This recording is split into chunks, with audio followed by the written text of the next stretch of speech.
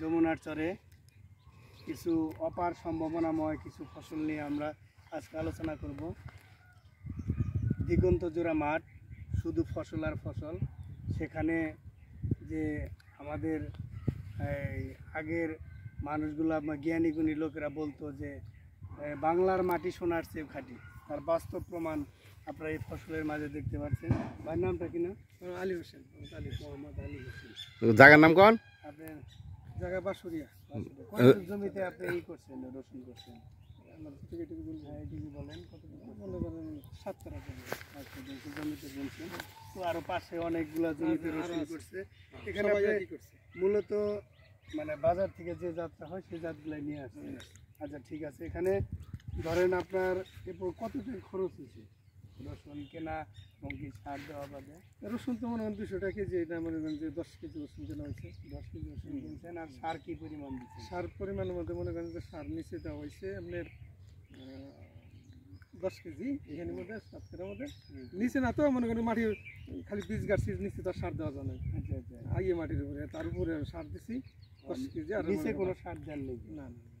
যদি আপনি এটা বিনা চাষে যেহেতু করছেন, আর যদি চাষ দিয়ে করতেন আপনি নিচে টিএসপি, পটাশ, এমওপি মানে টিএসপি এবং কি এমওপি, জিপ সার, বোরন, দানাদার বীজ, এই সারগুলা যদি সকল কিছু আপনি মাটি চাষে নিচে দিতে পারতেন, আপনি যে ফলনটা আশা করছেন তার থেকে আরও বেশি ফলন পাইতেন।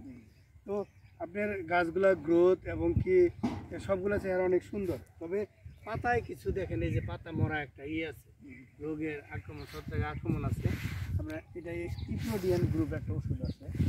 তো এই ইপ্লোডিয়ান গ্রুপটা যদি আপনার অন্তত 15 দিন কিংবা 1 মাস পরে স্প্রে করতে পারেন, দেখা যাবে যে রসুনের যে কাঙ্ক্ষিত ফলনটা আপনি পাইতেন তার দ্বিগুণটা আপনি পাবেন।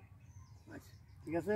তো আপনার কোনো পরামর্শ এবং কি সহযোগিতা লাগলে আমাদের উপসহকারী ভাই আছে, তার কাছ থেকে আপনি পরামর্শ নিতে পারেন। আচ্ছা ইনশাআল্লাহ। আচ্ছা, ঠিক আছে। আপনি ভালো থাকেন।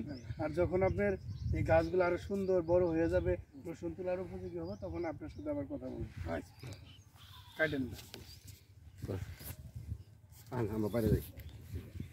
দেখতে পাচ্ছেন বিশাল মাঠকে মাঠ, শুধু রসুন আর রসুন। এখন আপনাদের আমি আরেকটা সুন্দর কিছু দেখাবো। এই দেখতে পাচ্ছেন কালো জিরা। কালো জিরা এই দেখতে পাচ্ছেন অপার সম্ভাবনাময় ফসল। দেখতে পাচ্ছেন মাঠকে মাঠ, ফসলের সম্ভাবনাময়। সেখানে শুধু কালো জিরা নয়, কালো জিরার সাথে তারা পেঁয়াজ করেছে।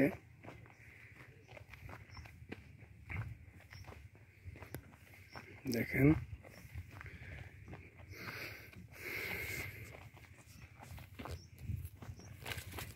পেঁয়াজগুলোর এখনই গোট এসে গেছে।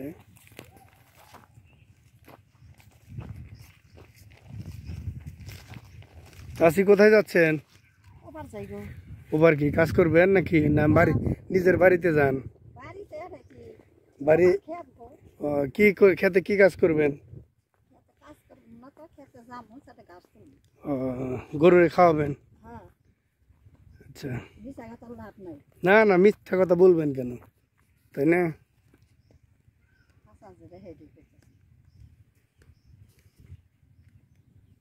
দেখতে পাচ্ছেন এই বিশাল একটি